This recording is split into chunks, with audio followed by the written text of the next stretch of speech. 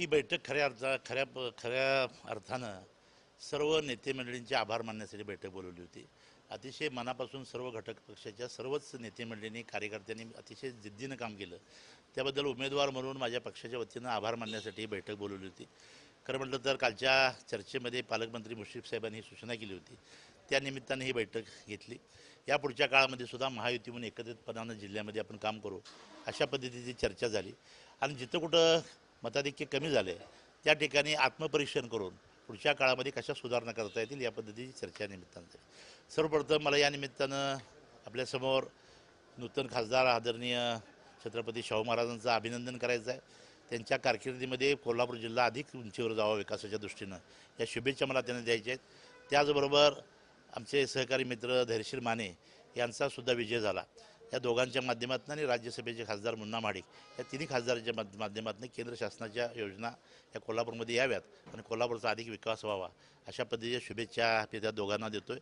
त्याचबरोबर या निवडणुकीमध्ये सामान्य माणसानं अतिशय मनापासून भूमिका घेतली आणि म्हणून जवळजवळ 6 लाखापर्यंत मतं मला पडली आणि 1-1.5 लाख मतांना जरी माझा पराभव झाला असला तरी मला कागल तालुक्यातून चंदगड तालुक्यातून जे लीड मिळणार होतं ते मिळालं नाही, त्यामुळे हा पराभव झाला।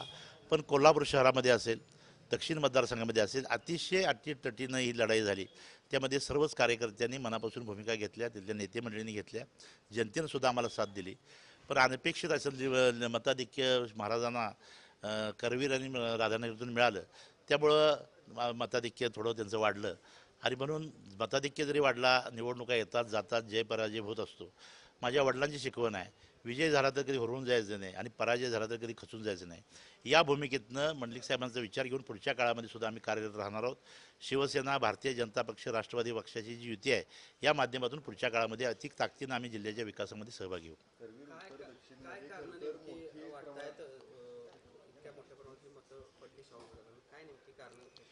शाहू महाराजांची उमेदवारी आधी घोषित झाली होती, याचा फायदा त्यांना झाला। माझ्या उमेदवारीला जाहीर व्हायला विलंब झाला, जवळजवळ 15-20 दिवसाचा काळ गेला। त्या काळामध्ये शाहू महाराजांचे प्रचार सुरू जोरबानं पुढे गेला। काही माणसं त्या उमेदवारीच्या निमित्तानं त्यांना पहिल्यांदा जोडली गेली आणि माझी उमेदवारी उशिरा जाहीर झाल्यामुळं ती मला अडचण त्यामुळे निर्माण झाली आणि त्यामध्ये जे पुढे गेले ते तशाच पद्धतीने लीड त्यांचं पुढे राहिलं। व्यक्तिगत पातळीवर थोडी टीका झाली म्हणून थोडंसं लीड वाढलं असं वाटतंय का?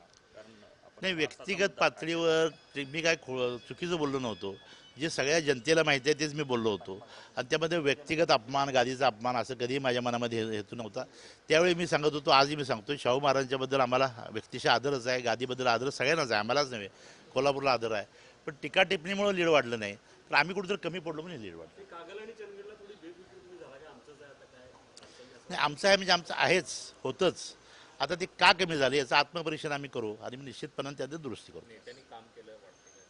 सगळ्या नेत्यांनी काम केलं आहे।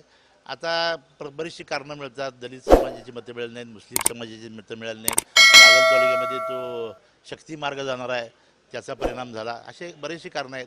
बुदरगड तालुक्यामध्ये अदानीला मधल्या काळामध्ये तो प्रोजेक्ट दिला होता, त्याचाही राग लोकांच्या मनामध्ये होता। लोकांना असं वाटलं की निवडणुकीपुरतं स्थगिती दिली काय, अशी लहान लहान कारणं आहेत, ती शोध घ्यावा लागेल।